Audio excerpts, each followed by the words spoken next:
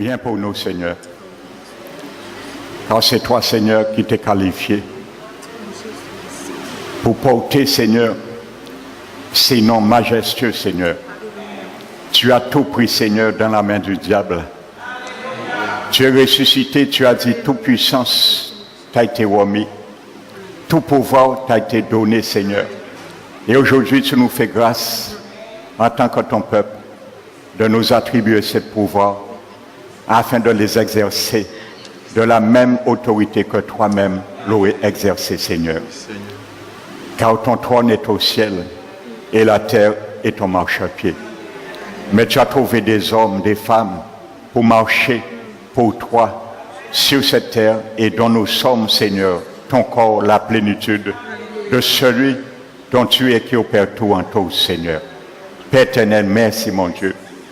Merci pour l'ouvrage, Seigneur, que nous sommes entre tes mains, pour les œuvres que tu as préparées d'avance pour nous, afin que nous les pratiquions.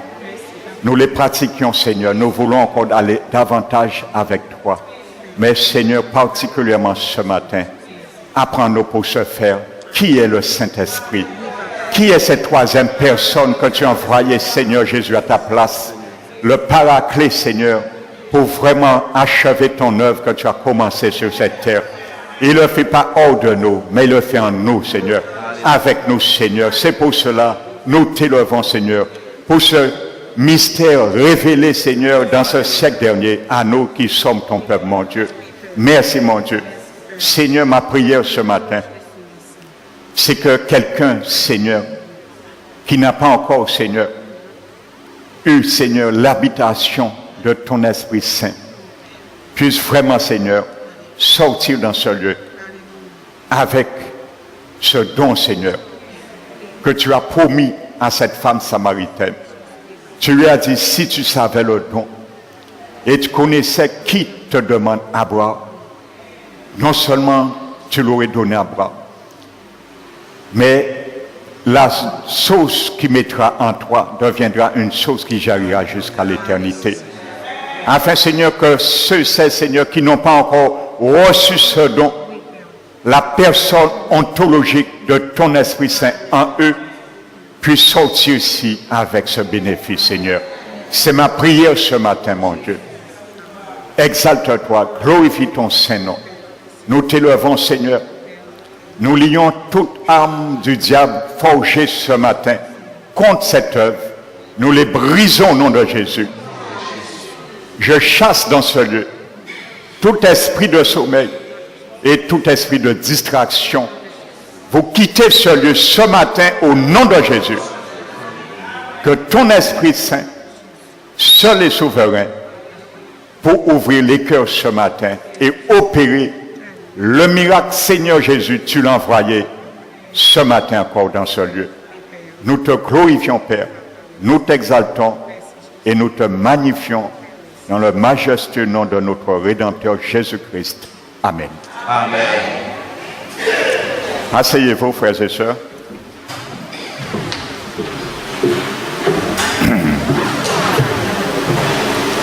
Donc je salue fraternellement ceux et celles que je n'avais pas salués. Encore je salue tous ceux et celles qui nous visitent ce matin. Donc soyez les bienvenus. Il n'y a pas de hasard dans la présence de notre Dieu. Car le Seigneur ne donne jamais du pain rassis. Chaque matin, il renouvelle sa bonté. Alléluia. Sa miséricorde n'est point épuisée et sa bonté n'est point arrivée à terme. Il les renouvelle comme une huile fraîche. Et que ce matin, l'Éternel nous arrose d'une huile fraîche ce matin. Amen. Donc nous allons continuer.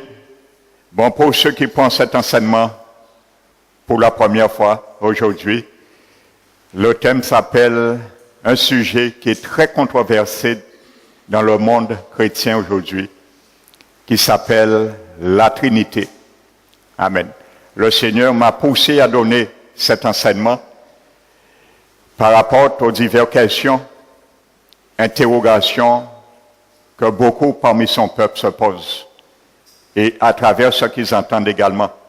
Alléluia. Car il y a beaucoup qui combattent cette doctrine en pensant que c'est une doctrine démoniaque, mais c'est tout à fait l'inverse. La Trinité est biblique et j'ai commencé à le démontrer bibliquement. Je n'ai rien dit jusqu'à aujourd'hui de moi-même. Alléluia. J'ai même montré le mot hébreu qui définit le mot Trinité. Alléluia. Donc pour ceux et celles qui pensent cet enseignement en cours, vous avez le privilège d'avoir les précédents parties gratuitement sur CD ou DVD. Il vous suffira de demander à notre frère Fabrice qui se trouve à la table de la Sono. Vous les aurez gratuitement. Donc nous avions démontré déjà qu'il y a effectivement un seul Dieu. Il n'y a pas trois dieux, un seul Dieu. Mais dans ce Dieu, il y a trois personnes bien définies, bien distinctes, à part entière. Alléluia. Et qui sont également tous trois dieux, sans pour cela qu'il y ait trois dieux.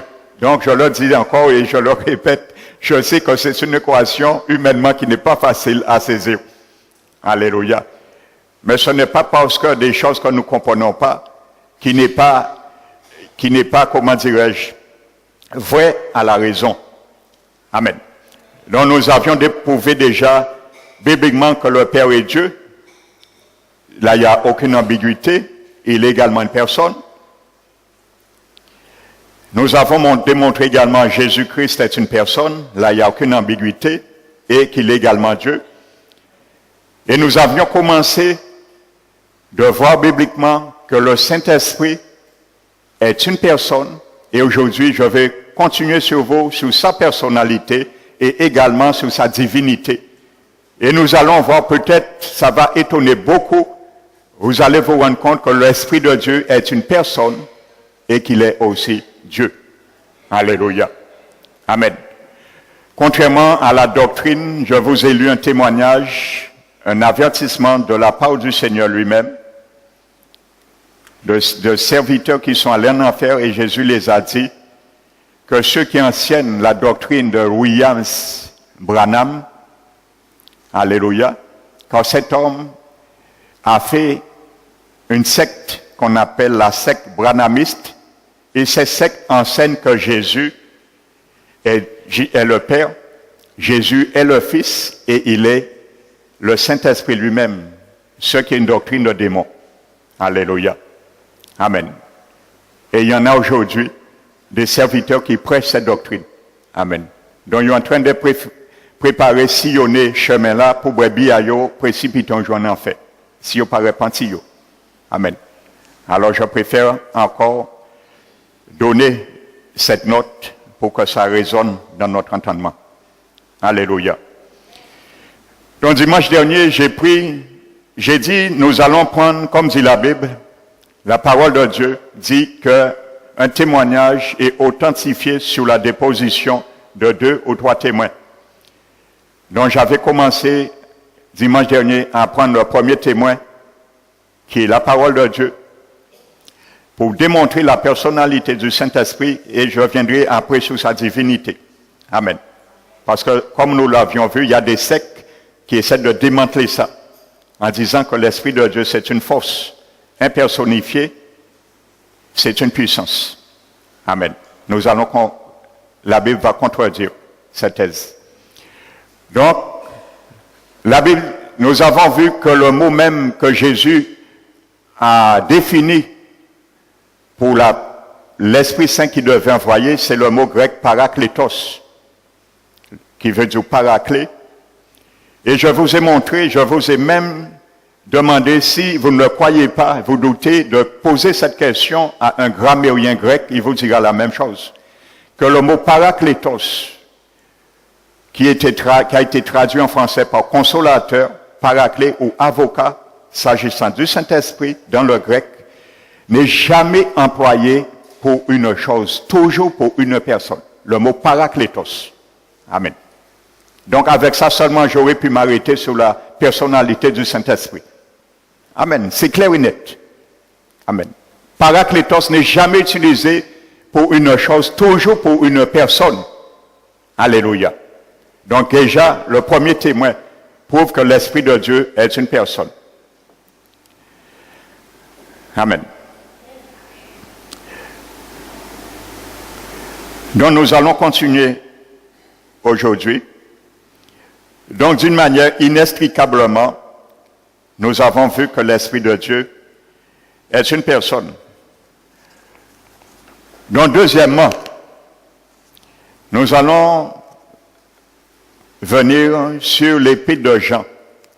Je vous invite d'ouvrir l'Épître de Jean, le chapitre 16. Pas l'Épître, pardon, l'Évangile de Jean. Le chapitre 16 et le verset 13.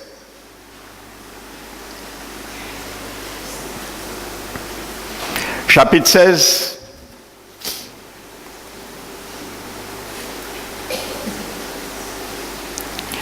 Nous allons voir ce que dit la parole de Dieu au verset 12 et 13.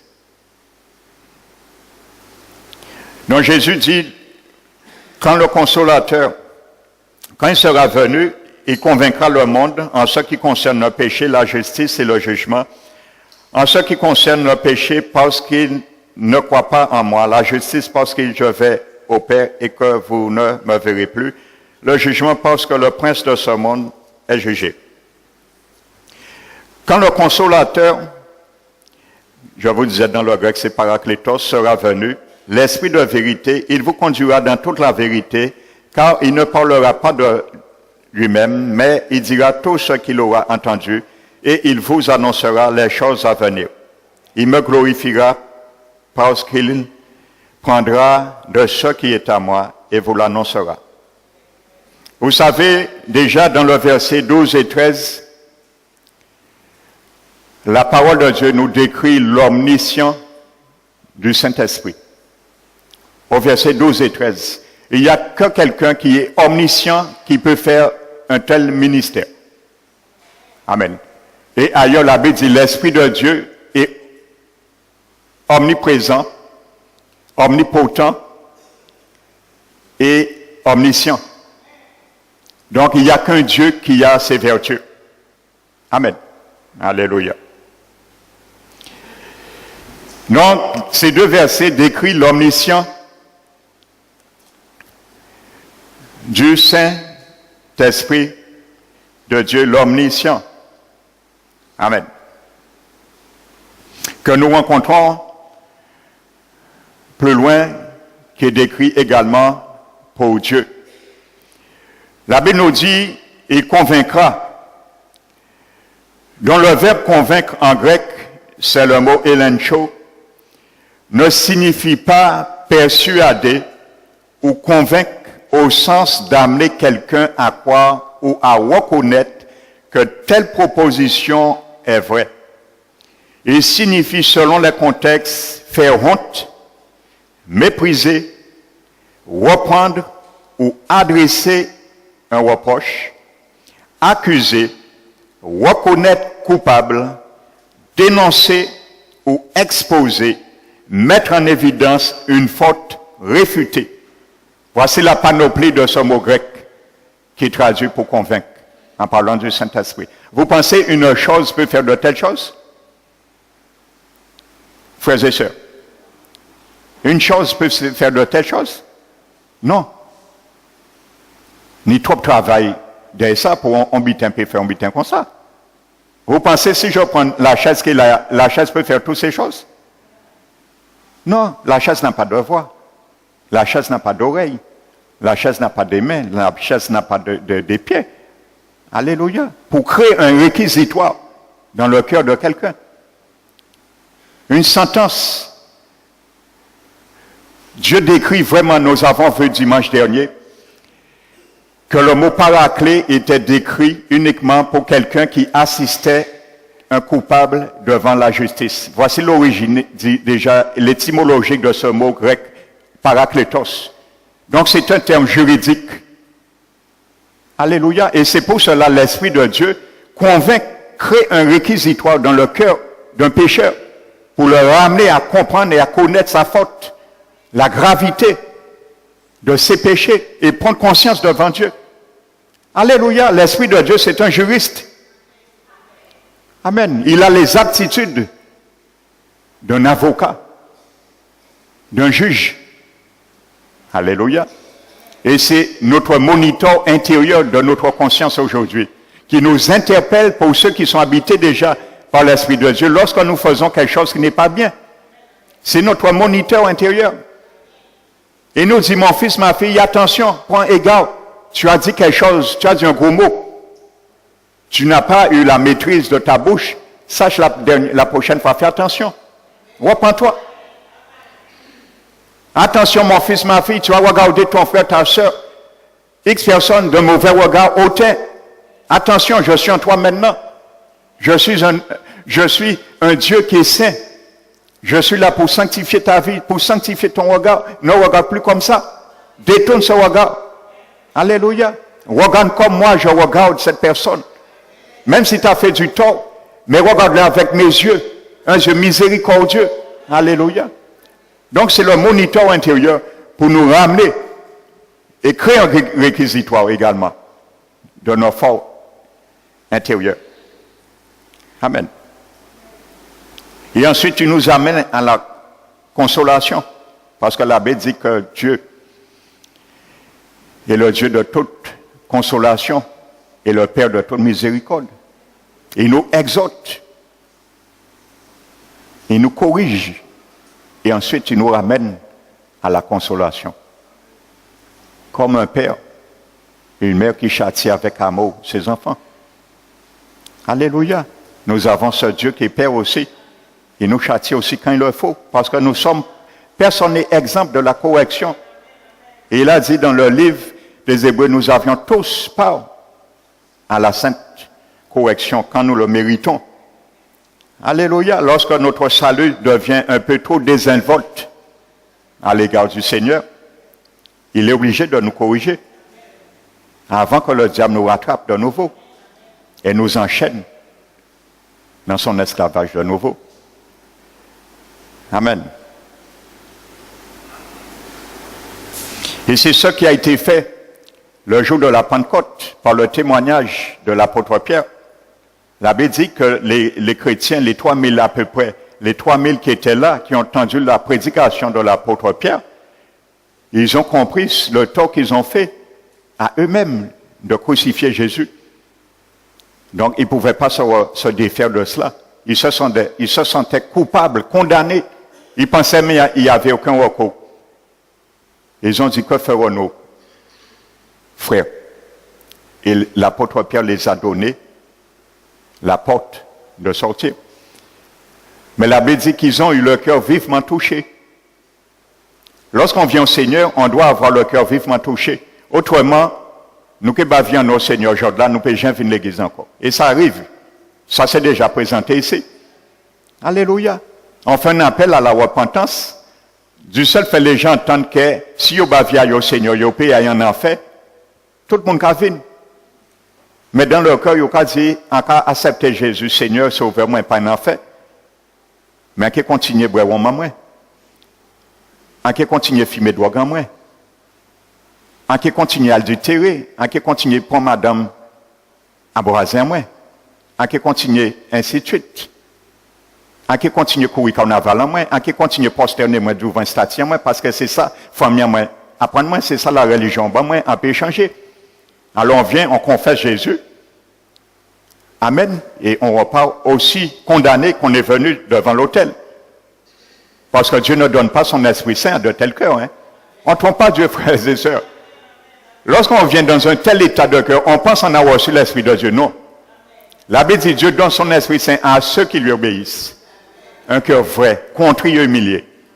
Parce que la Bible dit, le mot grec est traduit par le mot vivement touché. Vous savez, dans le grec, ce mot existe une seule fois dans tout le Nouveau Testament. C'est un mot grec rare. Ça veut dire les douleurs des coups de poignard. Voici ce que ça veut dire, ce mot grec qui est traduit par vivement touché. Ce mot grec, on le trouve une seule fois dans tout le Nouveau Testament, dans Pierre, l'Acte des Apôtres 2, verset 38. Vivement touché.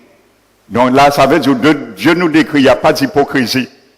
Le cœur a été poignardé vraiment par la conscience, le réquisitoire qui a émergé intérieurement par le Saint-Esprit. Amen. Voici une vraie repentance devant Dieu.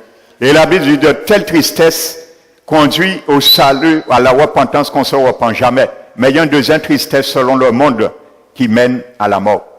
Et il y a beaucoup qui se donnent au Seigneur par remorque, comme Judas. Judas a eu le remorque, mais il s'est pendu. Si c'est un vrai repentance, il n'a pas été pendu parce que bon Dieu t'a ouvert les portes. Alléluia. Alléluia. Donc je faisais cette parenthèse parce que beaucoup pensent tromper Dieu. On trompe un pasteur, on ne trompe pas Dieu. Alléluia. Amen. Je ne connais pas, je ne lis pas dans le cœur, mais l'Esprit de Dieu, il est omniscient, omnipotent, omniprésent, il lit dans les cœurs. Alléluia. Il connaît la pensée de Dieu. La Bible dit l'Esprit de Dieu connaît les pensées de Dieu. Comment une chaise peut connaître ces choses? Alléluia. L'Esprit de Dieu est une personne.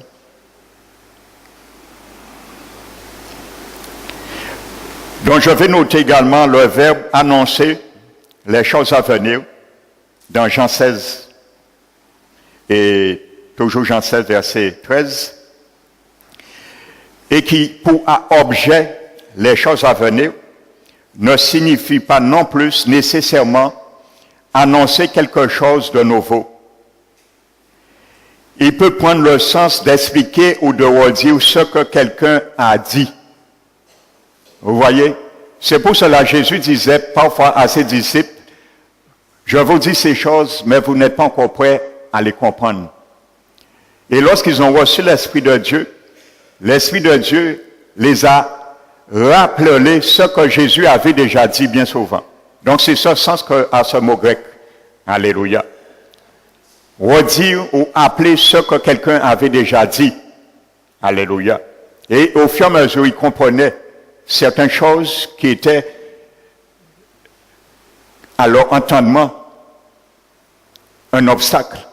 Au fur et à mesure, l'Esprit de Dieu en eux, lorsqu'ils ont reçu l'Esprit de Dieu le jour de la Pentecôte, au fur et à mesure, ils comprenaient les choses. Alléluia. Et ils ont expliqué. Amen. Au fur et à mesure. Donc c'est le mot grec anagelo qui est traduit par annoncer. Maintenant, nous allons prendre maintenant un deuxième témoin pour sa personnalité, toujours dans Jean 16, verset 13. Quand le consolateur sera venu, l'Esprit de vérité, il vous convaincra dans toute la vérité, car il ne parlera pas de lui-même, mais il dira tout ce qu'il aura entendu et il vous annoncera les choses à venir. Vous savez, ce verset sont significatifs. Encore, il faut savoir, excusez-moi, aujourd'hui, je resterai particulièrement sur des allocutions grammaticales grecques. Vous savez, l'autre jour, le frère Teddy et moi, nous avions une confrontation avec 2 témoins Jéhovah. Nous sommes restés près de 3 heures à débattre sur la personnalité, la divinité du Saint-Esprit. C'était l'objet de cet entretien. Et il y avait 2 dames. Néon, il dit moi comme ça, il dit nous que ça fait 40 ans qu'il enseigne. On dit comme ça, Jean-Paul D fait plus de 40 ans, il étudie toute Bible, tout livre, et il en a fait jour là. Et je lui ai dit, madame, avec respect pour vous, sachez, avec vos 40 ans d'ancienneté dans l'enseignement, entre parenthèses, comme vous le prétendez, si vous ne vous repentez pas, vous irez en enfer également comme tout pécheur. Alléluia. Et il y a quelque chose, l'esprit antichrist qui les animait, pas tévétan, le frère des témoins, c'est en l'air conteste à grec là. Il n'y a pas tévétan ça. Et il dit, moi, il y a enseignant. Alors on dit comme ça, mais vous êtes enseignant, vous auriez dû approuver ou infirmer ce que je dis. Alors, pour un enseignant. Alléluia. Amen. Parce que c'est ça qui va démontrer vraiment la personnalité du Saint-Esprit. Amen. Donc, il faut savoir, dans la langue grecque, la langue à laquelle le Nouveau Testament, en plus, a été écrit. Amen. Les noms et les pronoms ont 3 genres. Amen. Les noms et les pronoms ont 3 genres. Il faut le connaître pour savoir le il, le pronom qu'il a, le il qu'il a, quel genre qu'il a. Si son genre, nous que voici, c'est en puissance ou une chose. Pour nous savoir si c'est en femme, si son homme. Alléluia. Le grec va le décrire lui-même. Alléluia. Parce que la Bible dit la parole de Dieu est un feu et un marteau qui brise le roc. Alors aujourd'hui, il faut laisser ce marteau briser les mauvaises conceptions que nous avons ingurgitées dans l'erreur, dans le passé. Alléluia. Donc chaque nom et chaque pronom ont un genre. Donc il y a 3 genres. Donc chaque nom grec est donc soit masculin, féminin ou neutre. Alléluia. Ça veut dire aussi le il là est du genre masculin, nous serons obligés d'admettre qu'il est une personne. Et ici, un homme, un genre masculin. Si le genre est féminin, nous serons obligés d'admettre que l'Esprit de Dieu, c'est une femme. Et si le genre est neutre, à ce moment, les témoins de Jéhovah gagnent. Ils ont une raison. C'est une chose ou en force impersonnifiée. Mais bon Dieu, pas bas faveur là, ça, à cette là, à diable là, pour dénaturer la Trinité et prétendre que c'est un Dieu, Dieu son monstre en 3 têtes. Bon Dieu, pas ni 3 têtes. Le Père ni tête-aille, Jésus ni tête-aille, et l'Esprit Saint ni tête-aille. Après un monstre. C'est un blasphème au nom de la parole de l'Éternel. Alléluia. Eh bien, sachez dans le grec, le Saint-Esprit a inspiré le pronom ékénos dans le grec. Ça veut dire masculin. Ékénos, le il là, c'est ékénos dans le grec. Genre masculin. Alors l'esprit, c'est une personne, il est de nature, de genre masculin. Alléluia. Le Père est masculin, Jésus est masculin, et l'Esprit Saint est masculin. Amen. Alléluia. Si c'était dans le grec une chose, une force impersonnifiée, ce serait ékéno dans le grec. Et si c'est une femme, ce serait ékéna. Le grec a utilisé ékénos, genre masculin. Deuxième témoin. Alléluia. La parole de Dieu qui témoigne, c'est pas moi. Hein? Alléluia. Deuxième témoignage. L'esprit est masculin. Donc, il est une personne. Alléluia. Troisième témoin. Prenons l'évangile de Jean, chapitre 14 maintenant.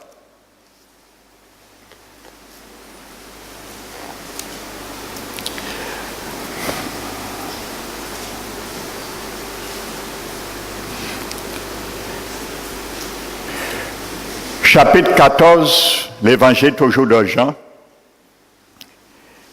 et le verset 16. Jésus dit, et moi, je prierai le Père, et il vous donnera un autre consolateur afin qu'il demeure éternellement avec vous. Amen.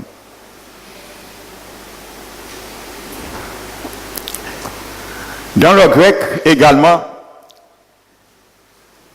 le pronom indéfini autre qui est employé là, il en existe, contrairement en français, 2 en grec. Vous savez, c'est en français, que ce soit un animal, une force, une personne, un homme, une femme, il y a un seul. On va trouver uniquement autre. Alléluia. Qui soit employé pour quiconque. Un seul. En grec, il y en a 2. Il y a le mot allos et le mot hétéros. Amen. Vous savez, quand dans le grec, on utilise ce pronom défini allos, on le définit pour décrire quelque chose ou quelqu'un de la même nature, du même genre, la même personnalité que quelqu'un d'autre. Et quand c'est hétéros, c'est l'inverse. C'est un genre différent comparé à une chose ou quelqu'un d'autre. Dans ce texte, dans le grec, c'est allos. Qu'est-ce que ça veut dire? Jésus dit, je vais vous envoyer un autre enseignant. Il sera une personne comme moi, il sera masculin et il aura les aptitudes que moi j'ai. C'est ça que ça veut dire le mot allos. Alléluia. Alléluia. Donc Jésus pas voyé ni en force, ni en puissance, il voyait en monde habiter nous. Et dans cette personne, il a en lui toute la puissance que la Bible appelle la dynamite. Amen. En lui. Donc lorsque nous avons cette personne, nous avons la puissance aussi pour faire le Seigneur agir également. Extérioriser de l'extérieur cette puissance qui est intériorité, qui est intérieure en nous, par l'habitation du Saint-Esprit. Alléluia. Notre troisième témoin. Alléluia. Donc, je peux prendre un exemple. Si je rentrais dans un magasin, une librairie, et j'achète un livre, et je retourne dans ce même magasin, je dis, monsieur ou madame, je suis venu, donnez-moi un livre du même type que ce livre que j'avais pris. Si cette personne vient, il me donne un autre livre que celui que j'ai acheté, j'aurais pu dire à cette personne, si je vivais dans le contexte grec, que je ne vous ai pas dit hétéros, mais allos. Alléluia. Donc le Seigneur nous envoyait une personne exactement comme Jésus, qui est Dieu, qui est humain, qui est une personne plutôt, qui est animée par la même essence divine,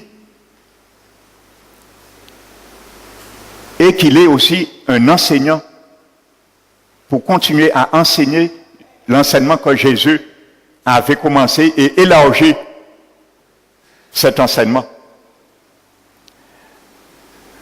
Amen.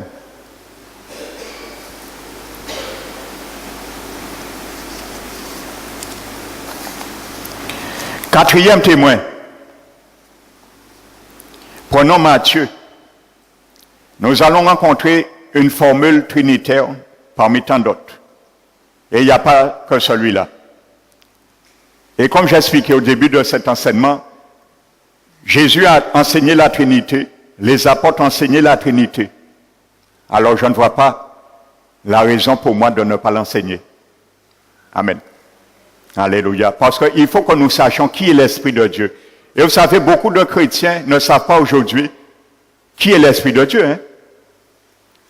Ils savent l'Esprit de Dieu vit en eux. Et en plus, ils ne savent même pas où l'Esprit de Dieu se trouve en eux. Je suis certain, vous le connaissez, vous l'avez déjà entendu, mais je suis certain, si on fait un sondage dans les églises évangéliques chrétiennes, on demande aux chrétiens où se trouve l'Esprit de Dieu en eux, je pense à 80%, tous les chrétiens dans le monde entier vont répondre dans leur corps. Ce qui est faux. L'Esprit de Dieu habite dans notre esprit. Ni dans notre corps, ni dans notre âme. Si vous le savez pas. Et c'est pour cela, il y a beaucoup d'églises qui ont du mal à accepter qu'un démon ou des démons peuvent vivre dans le corps des chrétiens, nés de nouveau. Pourquoi? C'est la méconnaissance de savoir que l'Esprit de Dieu ne vit pas dans leur corps, mais dans leur esprit.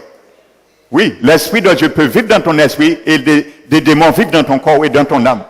Et ça existe.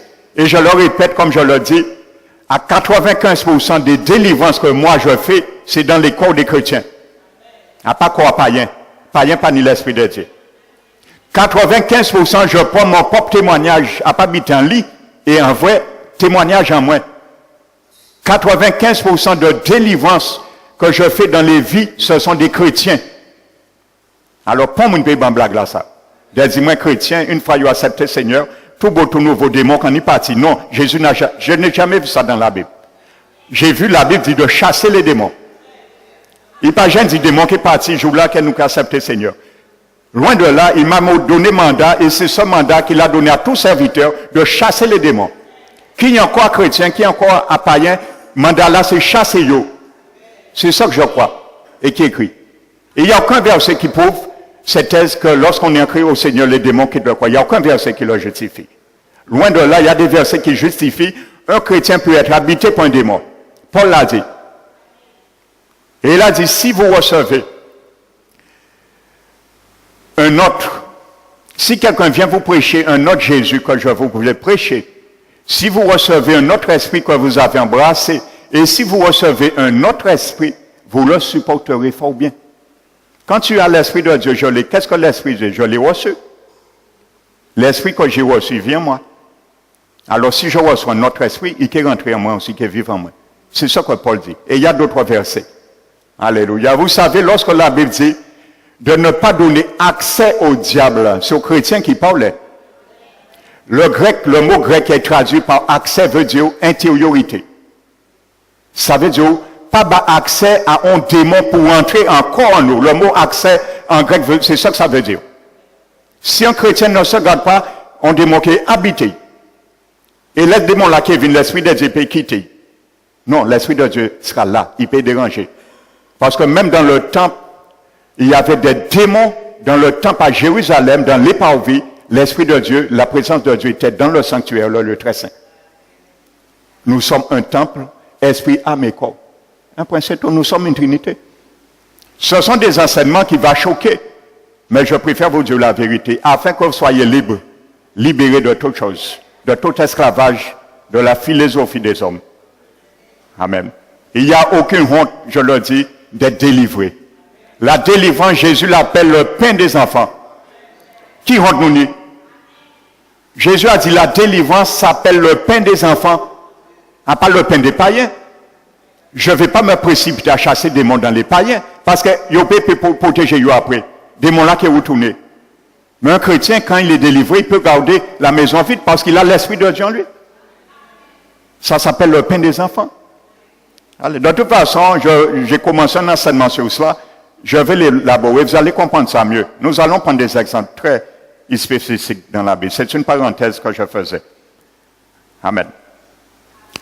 Donc, pour savoir qui est l'Esprit de Dieu, je disais. Donc, il faut que nous sachions qui est l'Esprit de Dieu.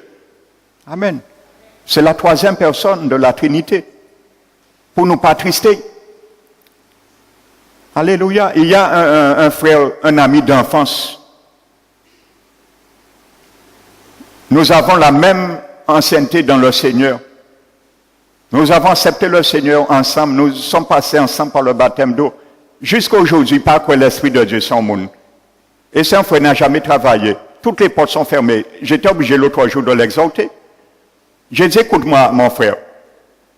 Comment veux-tu que Dieu t'ouvre une porte et tu ne crois pas l'Esprit de Dieu qui t'habite, c'est une personne? Ou qu'à trister? C'est pour ça qu'on est là ça. Comment tu veux, tu l'attristes? Tu rejettes la personnalité de l'Esprit de Dieu.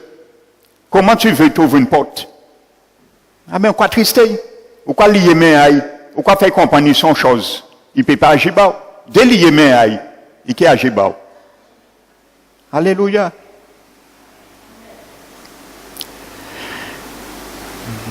Donc je disais, nous allons prendre une formule trinitaire. Il y en a d'autres. Hein. Dans Éphésiens, lorsque Paul dit que la grâce du Seigneur Jésus-Christ, que l'amour du Père, Jésus pas le Père, et le Père n'est pas Jésus, et la communion du Saint-Esprit. Le Saint-Esprit n'est pas le Père et il n'est pas Jésus non plus. Voici une doctrine, une formule trinitaire. La communion du Saint-Esprit, ces trois personnes, soit avec vous. Amen. Et il y en a beaucoup de formules trinitaires. Alléluia. Le jour du baptême de Jésus, ils ont entendu la voix du Père. Oh le Père Théier. Jésus était le Père? Non, le Père était en haut. Voilà, venez en haut. Et il a dit, celui-ci est mon fils bien-aimé, en qui j'ai mis toute mon affection. Jésus était sur terre. C'est deux mondes bien distincts. L'Esprit de Dieu est venu sous forme corporelle. L'Esprit de Dieu n'est pas une colombe. Il a pris une apparence comme une théophanie. Comme Dieu se manifeste par le feu, parfois, mais Dieu n'est pas un feu.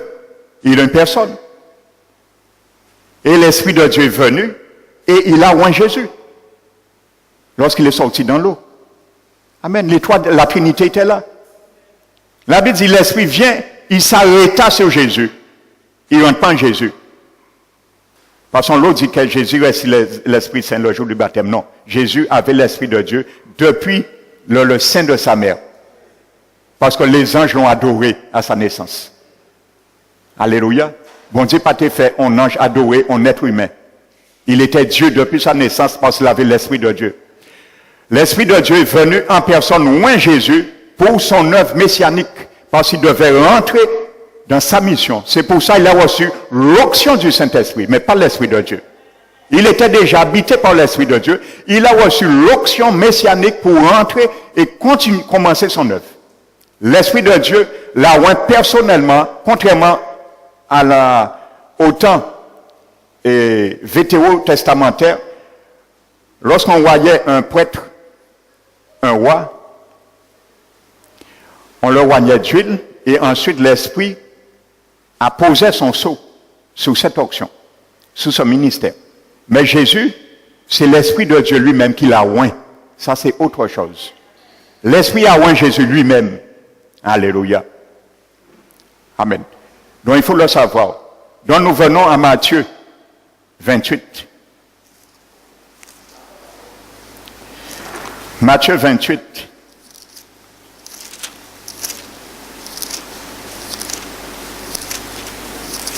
Comment Jésus n'a pas réussi péché? À 30 ans, s'il n'a pas tenu l'Esprit de Dieu, ça ne tient pas debout. Comment un homme à 30 ans n'aurait jamais péché s'il n'avait pas l'Esprit de Dieu en lui? Or, la Bible dit que Jésus lui-même, c'est par la souffrance qu'il a appris l'obéissance. Il avait l'Esprit de Dieu en lui. Même nous qui n'avons l'Esprit de Dieu, nous ne pouvons pas obéir, nous ne pouvons pas arrêter de pécher. À force, oui, sans l'Esprit de Dieu.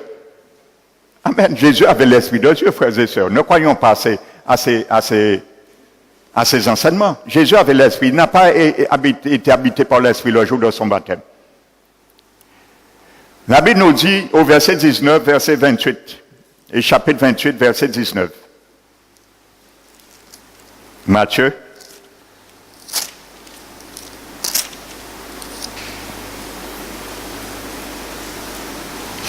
Jésus dit, allez faites de toutes les nations des disciples, les baptisant au nom du Père, du Fils et du Saint-Esprit. La même chose dans le grec, la règle est contraire à celle du français. On devrait dans cette formule employer un pluriel. Écoutez bien, on devrait employer dans cette formule un pluriel. Au nom de, ça veut dire au X et non S. Si Père, Fils et Saint-Esprit avaient chacun un nom ou un genre différent propre. Qu'est-ce que ça veut dire? Ça veut dire le singulier signifie que Père, Fils et Esprit Saint font un seul nom, celui du Dieu unique. C'est exactement, littéralement, on aurait pu lire, baptisez-les au nom de Dieu. Parce que nous avons vu dans l'Ancien Testament, le mot Elohim, c'est un mot hébreu au pluriel. Il décrit une pluralité et non une seule personne, une unité numérique. Elohim en hébreu veut dire plusieurs, une pluralité. Alléluia. Là, Jésus démontre la pluralité de ce Dieu unique. Et c'est pour cela, dans les actes, nous n'avons jamais vu personne baptisé au nom du Père, du Fils et du Saint-Esprit, mais au nom de Jésus. Pourquoi? Parce que Jésus représente la Trinité. C'est exactement la même chose qu'on baptisait au nom du Père, du Fils et du Saint-Esprit. Le nom de Jésus représente l'autorité qui a été il a été mandaté par le Dieu trinitaire. Il représente le Père et l'Esprit de Dieu dans cette formule au nom de Jésus. Amen. Alléluia. Ça veut dire qu'il a la même autorité que le Père et la même autorité que l'Esprit de Dieu. Amen. Et avant de passer maintenant à la divinité maintenant du Saint-Esprit, nous allons voir, et je vais vous demander, pour ceux qui l'ignorent, d'attacher vos ceintures. Parce que vous allez décoller. Là, nous avons vu la personnalité du Saint-Esprit, mais là, nous allons voir la divinité, que la Bible a crié Dieu et Seigneur. Alléluia. Nous allons prendre un dernier témoin pour sa personnalité. Je l'ai dit, je le réitère. Dans Acte 2, verset 38.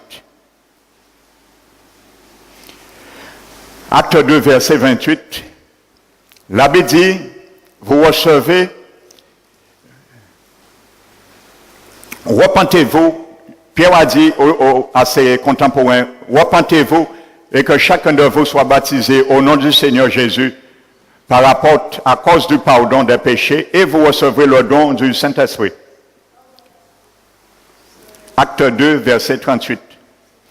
Et dans Acte 10, également, nous trouvons le même mot, don du Saint-Esprit. Lorsque Pierre défend la thèse qu'il a rencontré des païens, il est rentré chez eux, on ne voulait pas accepter ça. Et là, ils ont reçu le même don que nous. Dans ces deux contextes, sachez dans le grec, le mot qui est traduit par don en grec, c'est doéa. Doéa. Ce mot grec doéa est employé pour deux personnes, uniquement pour Jésus et le Saint-Esprit. Doéa. Dans le grec, là, c'est doéa. Amen. En plus, le don dû, toujours dans cette formule, le grec, c'est un génitif d'apposition. Le génitif appose que le don, c'est la personne ontologique lui-même de l'Esprit de Dieu, et non un génitif d'attribution. Amen. C'est un génitif d'apposition dans le grec. Ça appose que l'Esprit, le don même, c'est la personne. Comme dans Éphésiens, Dieu a fait des dons aux hommes à travers les 4 ministères, les 5 ministères. Les dons, ce sont des personnes, à la personne des apôtres, des prophètes, des évangélistes, docteurs et pasteurs. Le don, ce sont des personnes, mais des personnes divines, mais des personnes humaines, mais ce n'est pas le même mot grec, c'est le mot domata en Éphésiens 4, qui est traduit par don. Jésus a fait des dons aux hommes, à son Église. C'est le mot domata, c'est un autre mot grec. Amen. Et le mot doéa n'est jamais interchangeable avec pneumatica. Les manifestations des dons, on trouve dans 1 Corinthiens 12. C'est un mot grec qui ne sont jamais interchangeables. On ne peut pas mettre doéa à la place de matica et pneumatica. Allez, les manifestations des dons que l'Esprit de Dieu, la personne ontologique, distribue. Ça, c'est un génitif d'attribution dans le grec. Dans 1 Corinthiens 12. C'est un génitif d'attribution. L'Esprit de Dieu, lui, cette personne attribue, distribue des dons. Mais là, dans Acte 2, 38 et Acte 10, c'est un génitif d'apposition. Amen. Dont le grec parle lui-même. Alléluia. Donc, il y a beaucoup d'autres mots en grec qui traduisent par don. Il n'y a pas que ces deux mots-là. Je vais passer sur ça. Amen. Donc nous venons maintenant, deuxième phase, nous venons maintenant sur la divinité du Saint-Esprit. Amen. Nous allons faire quelques corrélations pour le prouver et le démontrer bibliquement. Prenons le psaume 95. Psaume 95. Alléluia. Attache ta ceinture ce matin. Tu vas décoller. Nous allons faire une corrélation à chaque fois avec un texte de l'Ancien Testament et un texte du Nouveau Testament parlant du Saint-Esprit. Verset 6, Psaume 95. Venez, prosternons-nous, retenez, prosternez, et humilions-nous. Fléchissons le genou devant l'Éternel, retenons l'Éternel, notre Créateur, car il est notre Dieu. Retenons Dieu. Et nous sommes le peuple dont il est le berger, le troupeau que sa main conduit. Oh, si vous pouviez écouter aujourd'hui sa voix. N'endurcissez pas votre cœur comme à Mériba, comme à la journée de Massa dans le désert. Ainsi de suite, vous allez lire le reste. Ne perdez pas ça, mais nous allons faire cette corrélation. Prenons le livre des Hébreux. Nous allons voir qui est-ce qui parlait là. De qui il s'agissait là. Amen.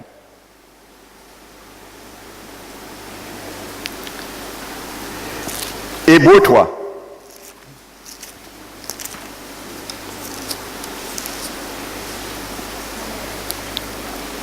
Hébreux 3.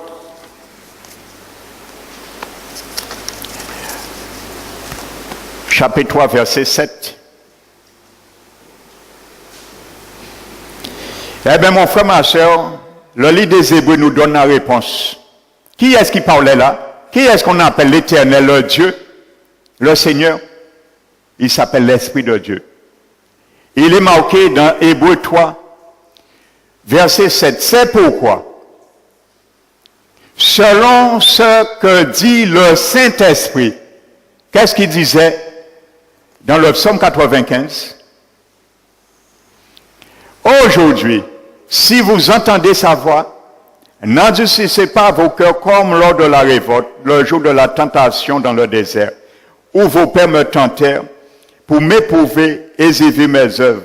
Alléluia. Et lisez le reste. Le Saint-Esprit de Dieu. Hébreux nous atteste que c'est le Saint-Esprit de Dieu. Dans le psaume 95. Amen. Il s'appelle Yahvé, l'Esprit de Dieu, ou Jéhovah. Nous allons prendre maintenant une deuxième corrélation où le Saint-Esprit s'appelle Yahvé, le Dieu d'Israël. Ésaïe, chapitre 6. Le prophète Ésaïe, chapitre 6.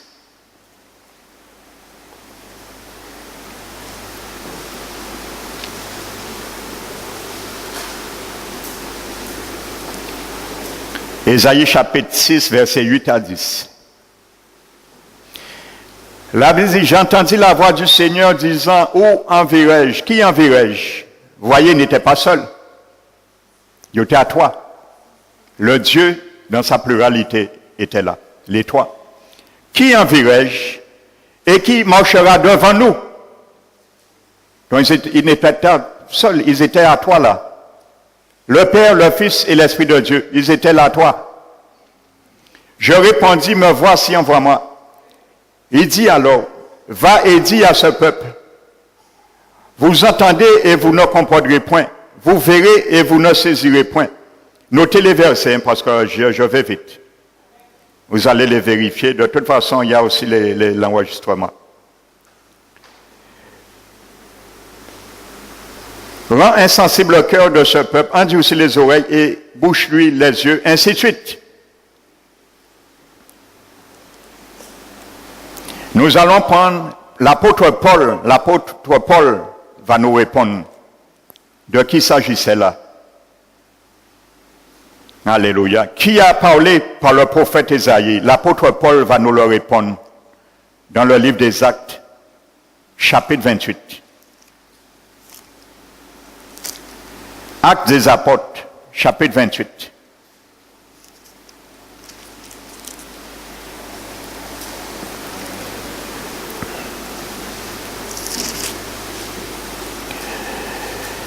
Verset 25. L'apôtre Paul va nous répondre. Alors, il était qu'à croire la Trinité. Et il était qu'à croire la personnalité à l'Esprit de Dieu. Amen. Verset 25. Comme ils se retirèrent en désaccord, Paul n'ajouta que ces mots. C'est avec raison que le Saint-Esprit, hein, parlant et non bouche, à vos pères, par le prophète Ésaïe, et dit exactement ce que l'Esprit de Dieu a dit au prophète Ésaïe de dire dans Ésaïe 6. Alléluia. Qui m'en veut démontrer le contraire? Que l'Esprit de Dieu n'est pas un monde et pas Dieu. Alléluia. Amen. L'Esprit de Dieu qui parlait dans la bouche d'Ésaïe, il s'appelle Dieu, le Seigneur. Amen. Va vers ce peuple et dit la même chose. Alléluia. Les apôtres enseignaient la Trinité, ils ont qu'à croire ça. Alléluia.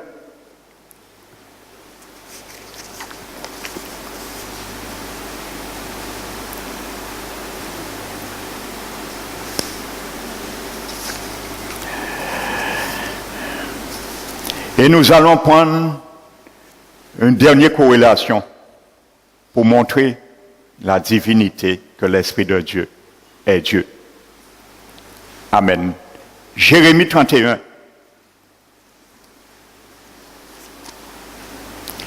Le prophète Jérémie maintenant. Le chapitre 31.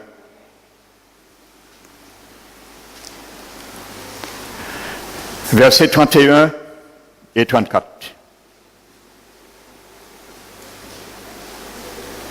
Nous n'allons pas tout prendre.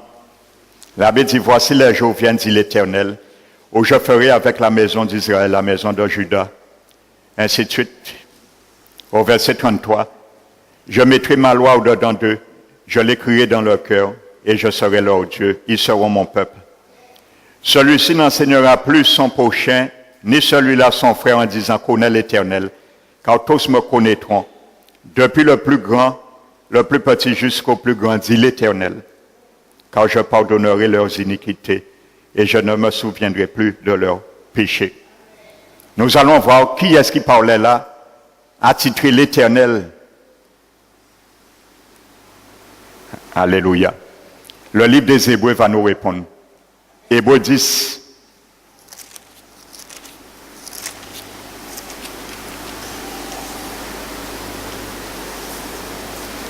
Hébreux 10 va nous répondre.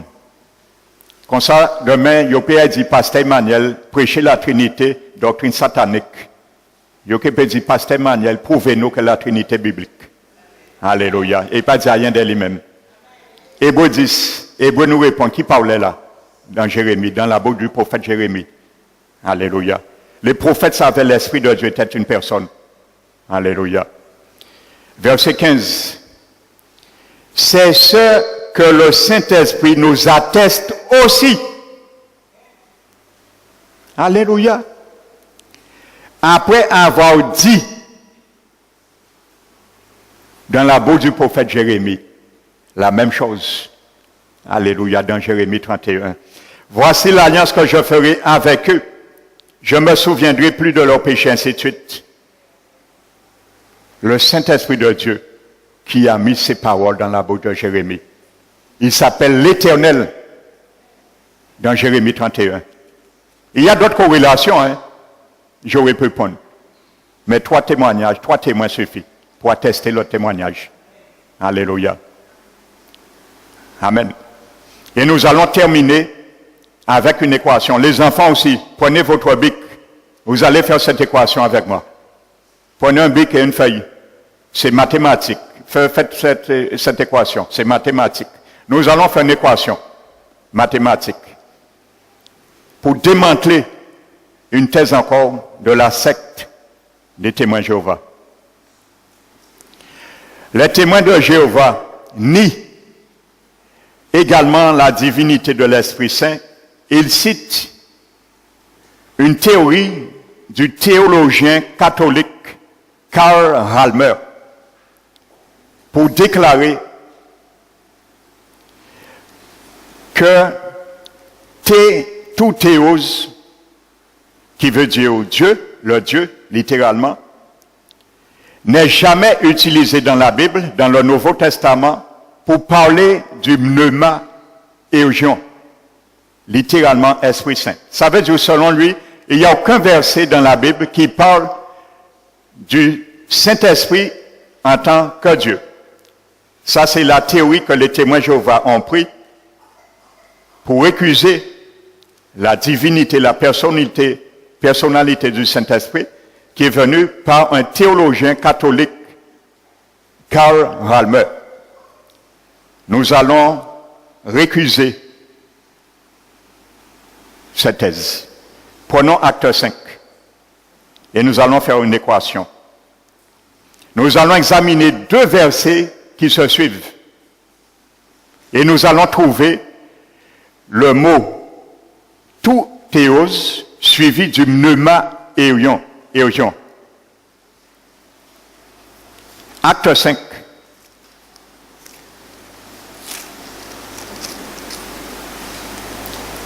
Comme ça, il y a qu'à réviser notre aïe. Et la Bible dit que seul Dieu est reconnu, véridique, et tout homme menteur. La Bible dit que toute parole a été éprouvée. Et ne retire rien de peur qu'il te reprenne et tu sois trouvé menteur. Alléluia. Acte 5, verset 3. Pierre dit à Ananias, « Pourquoi Satan a-t-il rempli ton cœur au point que tu mentes au Saint-Esprit et que tu aies retenu une partie du prix du champ? S'il ne t'avait pas été vendu, ne te serait-il pas, et après qu'il a été vendu, le prix n'était-il pas à ta disposition? Comment as-tu pu mettre en ton cœur un pareil dessein? Ce n'est pas à des hommes que tu as menti, mais à Dieu. » Nous allons voir là encore que l'apôtre Pierre appelle l'Esprit de Dieu Dieu.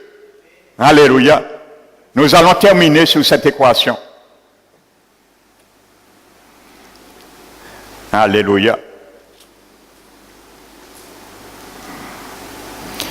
Donc, écris sur ta feuille, mentir à l'Esprit Saint, premier membre de l'équation. C'est mentir à l'Esprit Saint. Premier membre de l'équation.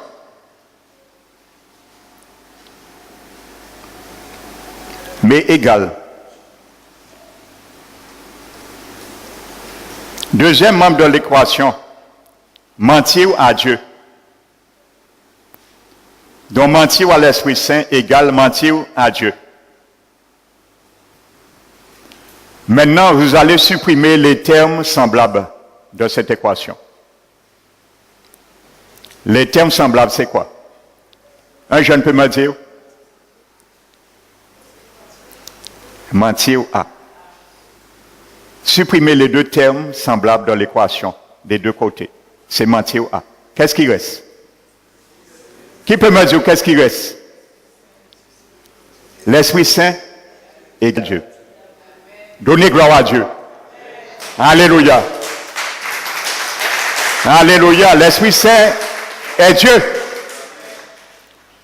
Quand Pierre a dit tu as menti à l'Esprit Saint, c'est à Dieu que tu as menti. Parce qu'il est Dieu. Il est la troisième personne de la Trinité.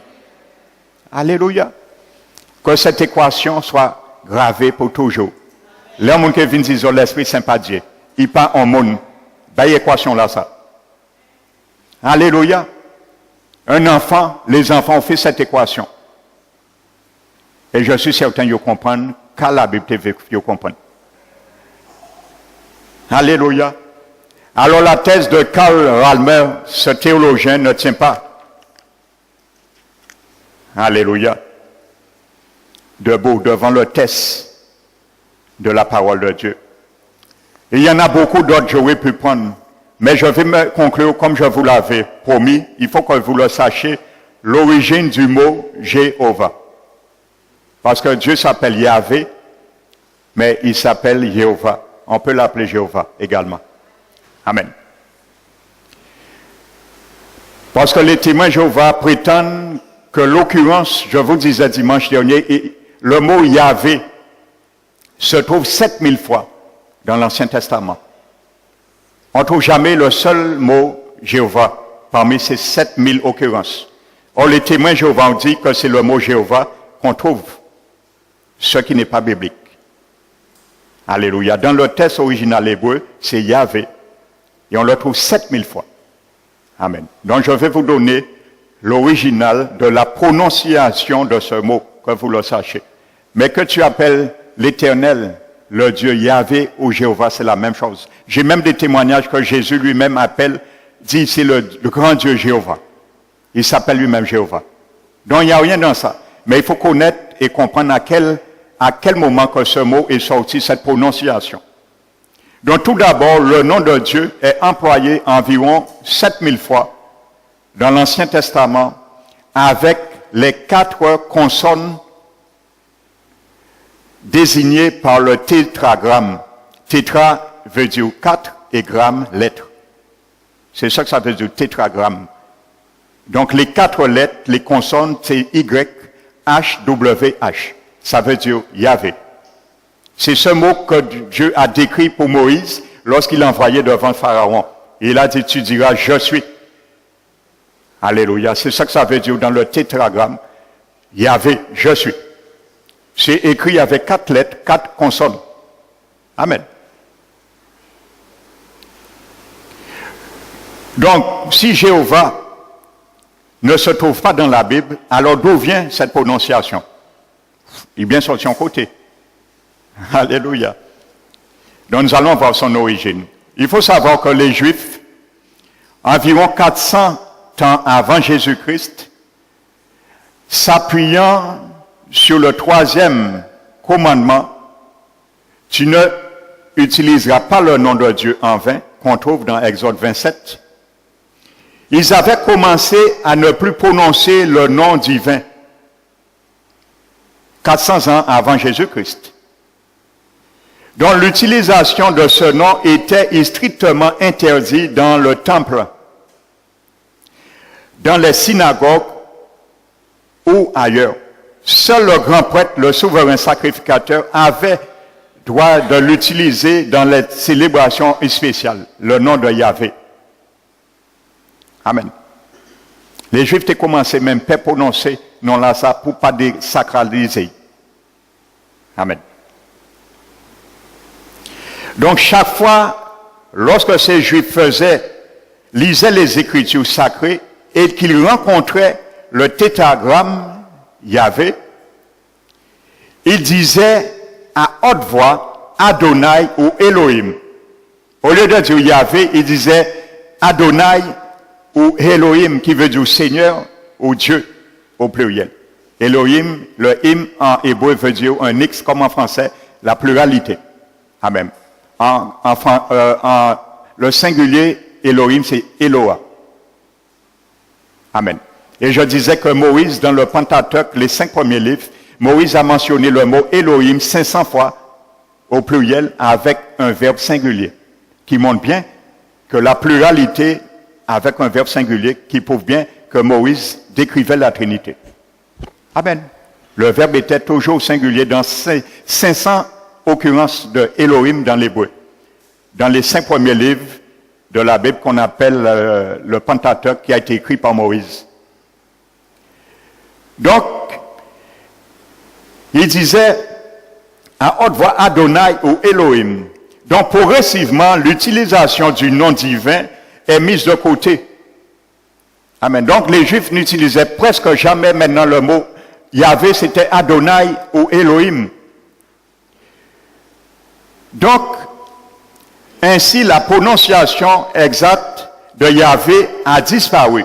Au point, aujourd'hui, personne ne connaît la prononciation exacte de ce tétragramme. Donc, la prononciation de Jéhovah est née par le mélange des voyelles d'Adonai et les consonnes de Yahvé. Beaucoup de témoins de Jéhovah ne connaissent pas cette vérité. Et le si peu qui connaissent cette vérité essaient de parler très peu pour ne pas révéler qu'il y a dans les words. C'est ça que ça veut dire. Donc, comme mentionné, chaque fois que les Juifs rencontraient le nom divin, ils le prononçaient Adonai et Elohim, ce qui fait par la suite les voyelles de ces deux noms substitutifs ont été superposées au tétragramme comme un rappel qu'il faut dire chaque fois Adonai et Elohim. Donc, selon cette règle, les voyelles, vous pouvez le faire aussi, les voyelles d'Elohim, c'est O, E, O, I, et celui d'Adonai, E, O, A, ont été écrites sous les consonnes du tétragramme Yahvé, WH, WH.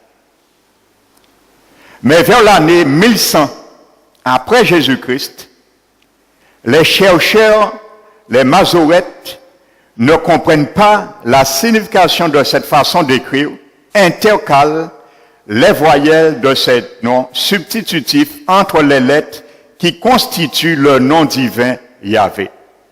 Maintenant, ainsi, avec les voyelles d'Elohim, intercalez-les, vous allez voir, on a obtenu la prononciation de